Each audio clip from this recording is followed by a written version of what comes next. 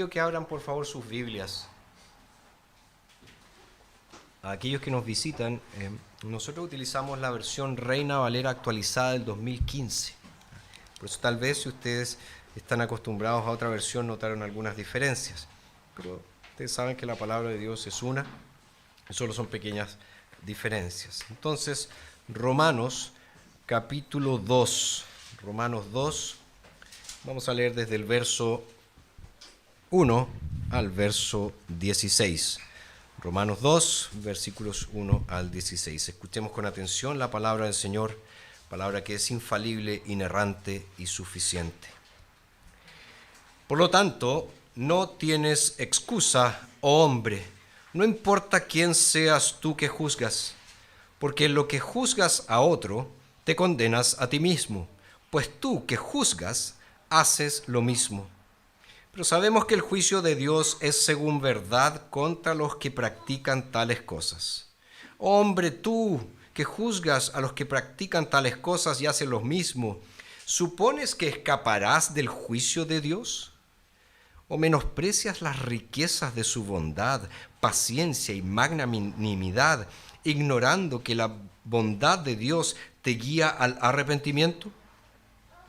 Pero por tu dureza y por tu corazón no arrepentido acumulas sobre ti mismo ira para el día de la ira y de la revelación del justo juicio de Dios. Él recompensará a cada uno conforme a sus obras. Vida eterna a los que por su perseverancia en las buenas obras buscan gloria, honra e incorrupción. Pero enojo e ira a los que son contenciosos y no obedecen a la verdad, sino que obedecen a la injusticia. Tribulación y angustia sobre toda persona que hace lo malo, al judío primero y también al griego. Pero gloria, honra y paz a cada uno que hace el bien, al judío primero y también al griego. Pues no hay distinción de personas delante de Dios. Así que todos los que pecaron sin la ley también perecerán. Y todos los que pecaron teniendo la ley, por la ley serán juzgados. Porque no son los oidores de la ley los que son justos delante de Dios, sino que los hacedores de la ley serán justificados. Porque cuando los gentiles, que no tienen ley, practican por naturaleza el contenido de la ley, aunque no tienen ley, son ley para sí mismos. Ellos muestran la obra de la ley escrita en su corazón, mientras que su conciencia concuerda en su testimonio y sus razonamientos se acusan o se excusan unos a otros. En el día en que, conforme a mi evangelio, Dios juzgue los secretos de los hombres por medio de Cristo Jesús. Hasta allí la lectura de la palabra de Dios. Nosotros estamos en una serie de sermones, nos hemos propuesto exponer toda la carta del apóstol Pablo a los romanos. Y si hacemos un poquitito de memoria, la semana pasada vimos que todos, sin excepción, están bajo la ira de Dios y que el pecado descarado que nosotros vemos hoy en día es la manifestación de eso. Es decir, tanto pecado que sobreabunda, tanta maldad que nosotros vemos permanentemente en las redes sociales, en las noticias que experimentamos en el día a día, es solo una manifestación del juicio de Dios sobre la humanidad caída. Ahora, frente a un escenario tan oscuro, frente a esta perversión e inmoralidad, es posible que se levanten algunas voces que digan, bien dicho, así es. Hay muchas personas perversas en este mundo y todas ellas deberían ser eliminadas, todas ellas deberían ser condenadas. Por eso dijimos la semana pasada que como iglesia no estaríamos cumpliendo nuestra vocación si solo nos limitáramos a condenar sin predicar a Jesucristo como el único Salvador. En la sección que acabamos de leer, que va del versículo 1 al 16 de este capítulo 2 de Romanos, el apóstol Pablo, una vez más, expone el pecado que es tan característico del ser humano, pero ya no aquel pecado descarado que él expuso en los versículos 18 al 32 del capítulo 1. Pablo aquí en el capítulo 2, en estos 16 primeros versículos, exhibe un pecado que muchas veces pasa desapercibido, pero está muy presente hoy en día. ¿A qué me refiero? Al pecado del moralista crítico. El moralista crítico. La superioridad moral no era algo que solo estaba presente en el siglo I, que fue cuando se escribió esta carta, sino que es algo que nosotros vemos en el día a día hoy. Muchas personas se sienten superiores moralmente a otras, especialmente cuando las otras forman parte del bando contrario. Siempre los otros son perversos, siempre los otros son sinvergüenza, siempre los otros son malvados, son unos ladrones. Entonces la superioridad moral es aquella creencia o es aquella actitud de que dice que la posición que uno toma o las acciones y medidas que uno adopta están justificadas por tener valores morales superiores a los demás, más altos que los demás. Seguramente ustedes lo han visto en las noticias.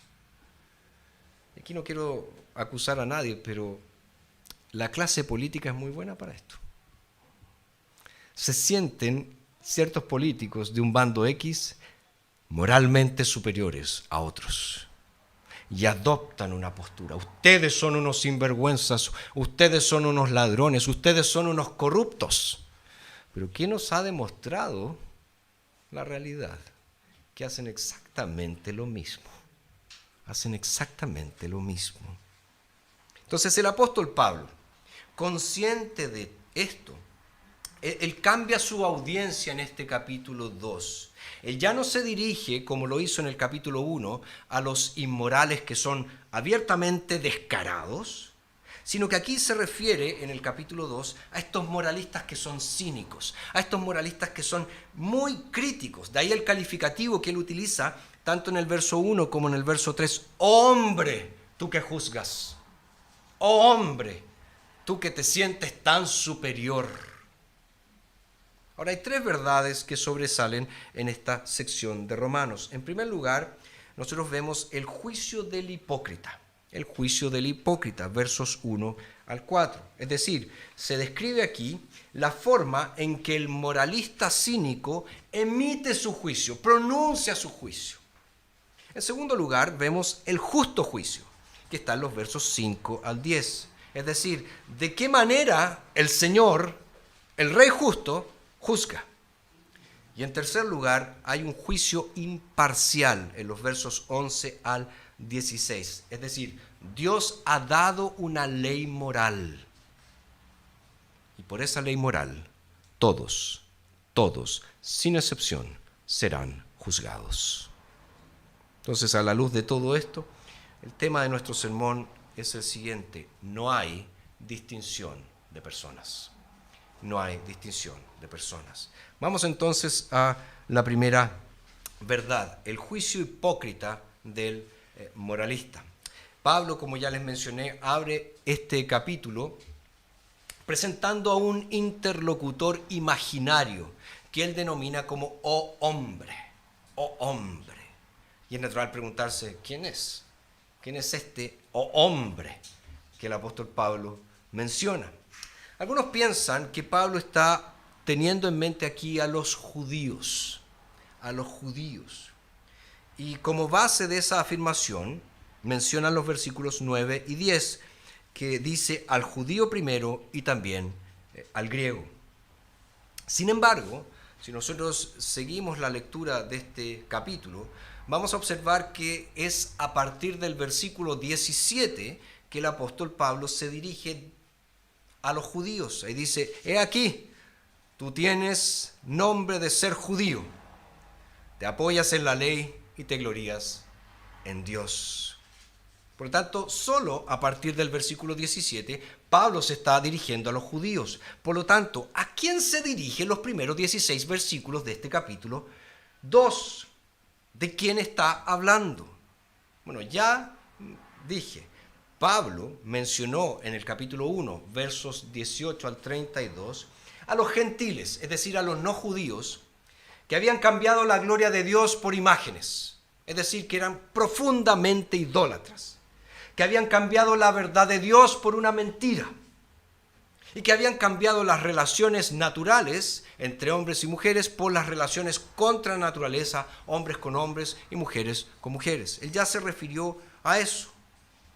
Y ahora entonces, en estos primeros 16 versículos del capítulo 2, Pablo aborda otro grupo dentro de los gentiles, pero grupo que se caracteriza por tener una superioridad moral, por sentirse moralmente mejores que los demás. Ahora, ¿cuáles son las características básicas de este grupo? Bueno, el apóstol Pablo las menciona aquí. En primer lugar, este grupo se caracteriza por juzgar a los demás, por juzgar a los demás.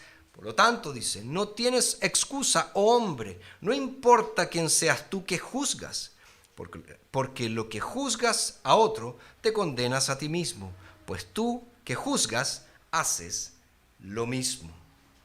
Fíjense, Pablo está describiendo aquí a esas típicas personas que se erigen, que se levantan como policías de la vida ajena y siempre están apuntando con el dedo a los demás. Siempre están mirando a los demás y en el instante que ven en los demás algo que ellos reprueban, dicen, mira la manera indecente en que se viste esa persona. Mira los lugares que frecuenta. Mira las compañías que tiene. Hubo un grupo en el Nuevo Testamento, que me imagino que muchos de ustedes han oído, que se caracterizaba por esto. Me estoy refiriendo a los fariseos. Los fariseos siempre juzgaban a los demás. Siempre estaban mirando la vida de los demás para emitir su juicio y condenar a los demás. ¿Y por qué lo hacían? Porque se sentían moralmente superiores. Somos mejores que el resto. Somos completamente santos. El resto es pura inmundicia. Ahora viene al caso mencionar que entre los gentiles, es decir, entre los no judíos, había moralistas que no practicaban ni tampoco aprobaban la conducta inmoral de sus días. Dentro de estos moralistas podríamos mencionar, por ejemplo, al famoso Séneca, que fue tutor del emperador Nerón. Séneca, él exaltó las grandes virtudes, denunció la hipocresía, predicó la igualdad de los seres humanos, reconoció la naturaleza corrosiva del mal, practicó el autoexamen diario, ridiculizó la vulgar idolatría y asumió también el papel de guía moral. Fíjense, Séneca, él no era un creyente, él era un pagano, pero él se sentía superior moralmente. Superior moralmente. Por lo tanto, fíjense, en aquellos días en que el apóstol Pablo escribe, existían personas que eran defensoras de la moral y de las buenas costumbres. Ahora nosotros podríamos pensar, ok, pastor, te entiendo lo que me dices, pero ¿qué hay de malo en juzgar a los demás? ¿Cuál es el problema? Siempre lo hacemos, es común. Mira cómo maneja ese. Oh, se pasó la luz roja. Mira cómo se estacionó. Siempre juzgamos a los demás, entonces ¿cuál es el problema? Bueno, es aquí donde vemos la segunda característica de este grupo. Pablo menciona que esta característica es la hipocresía. Hipocresía, es decir, no solamente juzgan a los demás, sino que también son hipócritas. Nuevamente, verso 1. No tienes excusa, oh hombre, no importa quién seas tú que juzgas, porque lo que juzgas a otro te condenas a ti mismo, pues tú que juzgas haces lo mismo. Pero sabemos que el juicio de Dios es según verdad contra los que practican tales cosas. Hombre, que juzgas a los que practican tales cosas y haces lo mismo, ¿supones que escaparás del juicio de Dios? Pablo está diciendo, ustedes, moralistas cínicos, juzgan a los demás por ciertas cosas, pero al mismo tiempo ustedes practican esas cosas. Por lo tanto, lo que hacen al juzgar a los demás es condenarse a ustedes mismos. Se están condenando a ustedes mismos. Los moralistas se deleitan en buscar pecados en los demás, pero nunca ven sus propios pecados. Son muy rápidos para juzgar a los demás, pero son impresionantemente lentos para reconocer sus propias maldades, sus propios pecados. Es más, son especialistas en ocultar los pecados propios, los pecados personales, pero siempre proyectan sus propios pecados en las otras personas. Juzgan los pecados de los demás, mientras que ellos mismos hacen exactamente las mismas cosas que condenan. Queridos, es muy fácil ver el pecado de los otros. Es muy fácil. Pero es igualmente fácil no ver nuestro propio pecado, no ver nuestra propia maldad, juzgar a los otros, condenar el pecado de otros, exponer la fealdad del pecado de los demás. Es muy fácil, no cuesta nada. Y probablemente muchos cristianos caen en eso. Juzgan a los demás, pero son incapaces de ver sus propios pecados. Como señala un autor, Pablo expone aquí una extraña debilidad humana: nuestra tendencia a criticar a todos, menos a nosotros mismos. Somos intransigentes cuando juzgamos a los demás, pero somos tan condescendientes cuando se trata de nuestros propios pecados. Tenemos entonces, en primer lugar, el juicio hipócrita. En segundo lugar, este texto nos habla del juicio justo de Dios. El juicio justo de Dios. Fíjense que en abierta contradicción al proceder de este moralista crítico, de este moralista cínico, Pablo destaca aquí el juicio de Dios. Y lo primero que el apóstol Pablo señala es que Dios juzga según la verdad. Verso 2. Pero sabemos que el juicio de Dios es según verdad. Es decir, el Señor juzga rectamente. Dios jamás se queda en las apariencias, y mucho menos Dios se va a contentar con obras que no provengan de la sinceridad y de la pureza de corazón. La esperanza más profunda que alberga los corazones de muchas personas es que de alguna manera puedan escapar, puedan huir del juicio de Dios. Todos piensan que existe algún resquicio, alguna manera de zafarse del Dios omnipresente, o del Dios omnisciente, del Dios santo, del Dios justo. Pero no hay manera de escapar del juicio de Dios, excepto a través del camino que ese Dios justo ha dado al mundo, que es el camino de la cruz. Pablo entonces aquí cierra todas las vías de escape, ¿no es verdad? Pablo dice, Dios no usa estándares diferentes para nosotros y para las personas que creemos que son peores que nosotros. Dios usa el mismo estándar justo y ninguno de nosotros lo alcanza, dice el apóstol Pablo.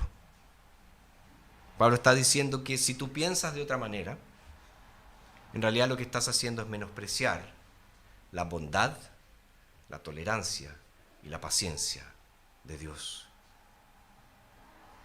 Tristemente nosotros hacemos eso todo el tiempo, ¿no es verdad? Pensamos, bueno, Dios es rico en bondad, Dios es rico en paciencia, Dios es rico en tolerancia. Creo que mi pecado no importa tanto. No es la gran cosa. Debido a que Dios no me ha juzgado hasta el día de hoy de ninguna manera obvia, de alguna manera que yo pueda ver, he llegado a la conclusión de que Dios en realidad no se preocupa, no le importa mi pecado. Lo pasa por alto. Especialmente porque yo no soy tan inmoral como los demás.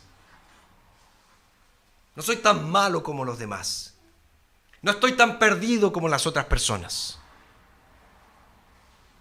Pero dice Pablo que eso es menospreciar a Dios y es malinterpretar por completo su paciencia.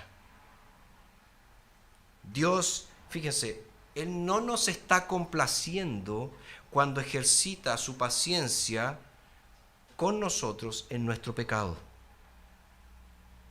Dios no es como un abuelo bonachón que nunca disciplina a sus nietos. No, Dios es paciente con nosotros en nuestro pecado porque Él quiere que nos arrepintamos antes de que sea demasiado tarde. Y eso es lo que realmente está pasando cuando no experimentamos su juicio.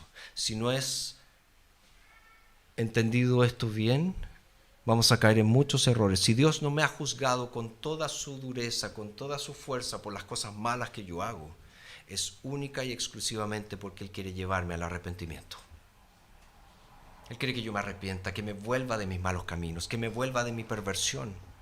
Pero ¿qué hacemos nosotros? Decimos, bueno, si Dios no me ha castigado por estas cosas que yo sé que he hecho, es porque a Él no le importa. No es eso.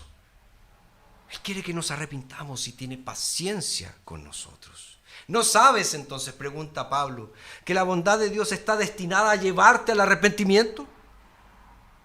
Así que por favor escúchenme, escuchen esto.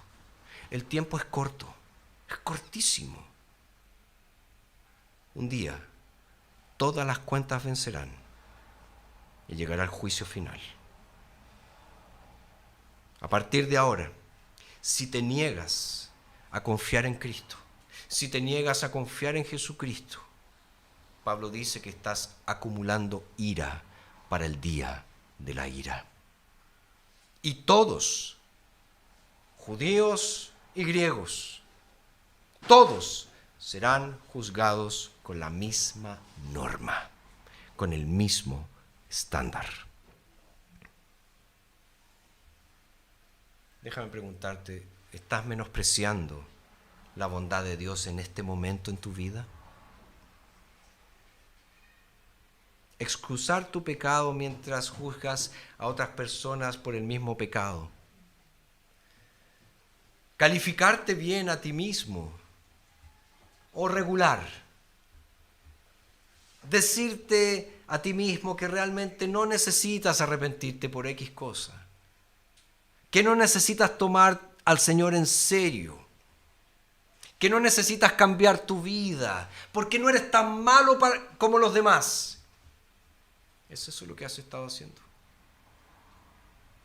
Escucha, la única razón por la que la ira final de Dios no te ha alcanzado es porque Él es bondadoso.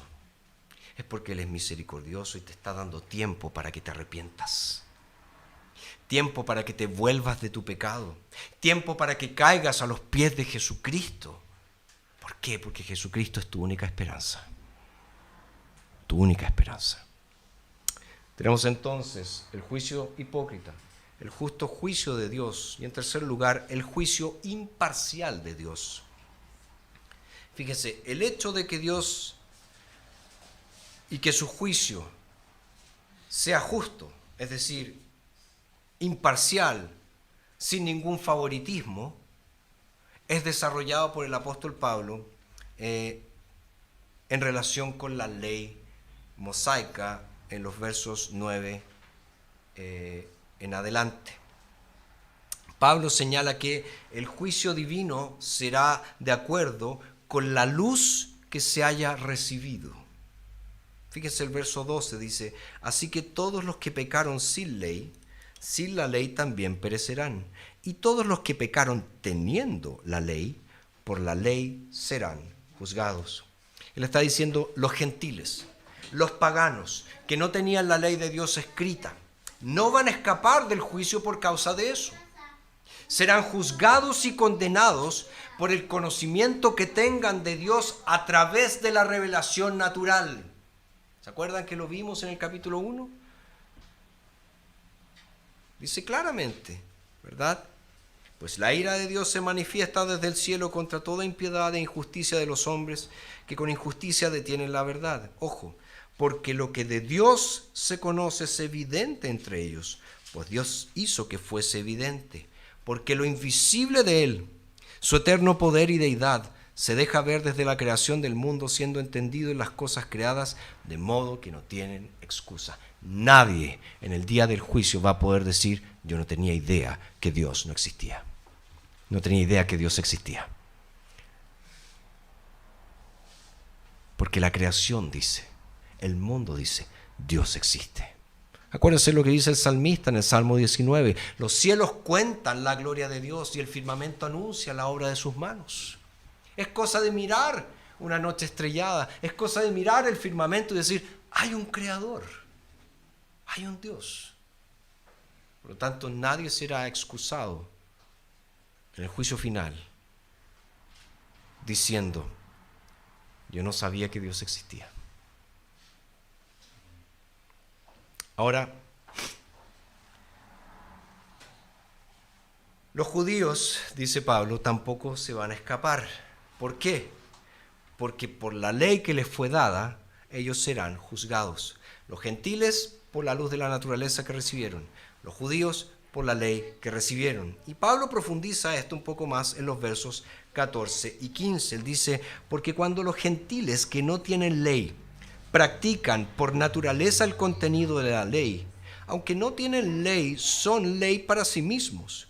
Ellos muestran la obra de la ley escrita en su corazón, mientras que su conciencia concuerda en su testimonio y sus razonamientos se acusan o se excusan unos a otros. ¿Qué está diciendo aquí el apóstol Pablo? Está diciendo que los gentiles, aunque no poseen la ley de Dios que fue dada al pueblo judío, tienen una ley, dice, escrita en su corazón. Y señala que los gentiles poseen conciencias que les dicen que deben obedecer a esta ley que está escrita en sus corazones y que los condenan cuando no la obedecen. Y esto último es muy importante porque introduce por primera vez en la carta a los romanos lo que los teólogos llaman ley moral o la ley de la naturaleza.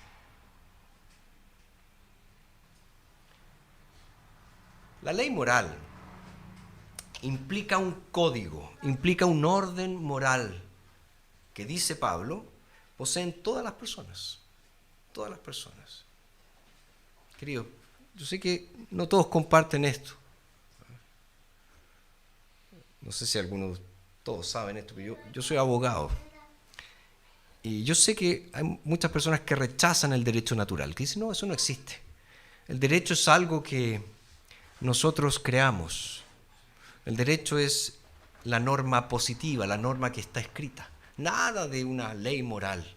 Yo sé que hay muchas personas que afirman esas cosas, pero Dios en su palabra, a través del apóstol Pablo, nos está diciendo que existe una ley moral, escrita en el corazón de todos nosotros.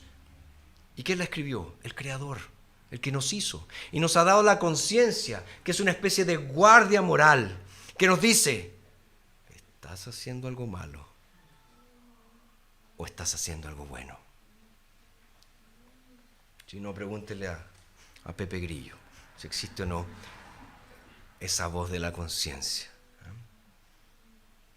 Ahora fíjense, todas las personas entonces poseen esta ley moral. Quizás no tengan la ley revelada por Dios, pero tienen algo parecido. Como dice el apóstol Pablo, tienen una ley para sí mismos. Ley que los condena cuando no hacen lo que Dios dice. Un escritor llamado C.S. Lewis, autor de varios libros, pero en uno en particular llamado Mero Cristianismo, él comienza con la observación de que cuando las personas discuten entre sí, una persona está enojada con otra y están discutiendo. Él dice que casi siempre esa persona que está enojada apela a algún estándar básico de comportamiento que se supone que la otra persona conoce. Y dicen cosas como estas: ¿te gustaría que te hicieran esto? O dicen cosas como, no es justo que me trates así. ¿Han oído eso? Las personas decimos cosas como esas. Ojo, y decimos cosas como esas, tanto las personas educadas como aquellas que son más sencillas, que tienen menos educación. Los niños dicen cosas así. Adultos, todos. Y ahí Luis señala, el hombre que hace este tipo de comentarios está apelando a algún tipo de estándar de conducta que espera que el otro conozca. Y el otro hombre rara vez responde al diablo con tu estándar.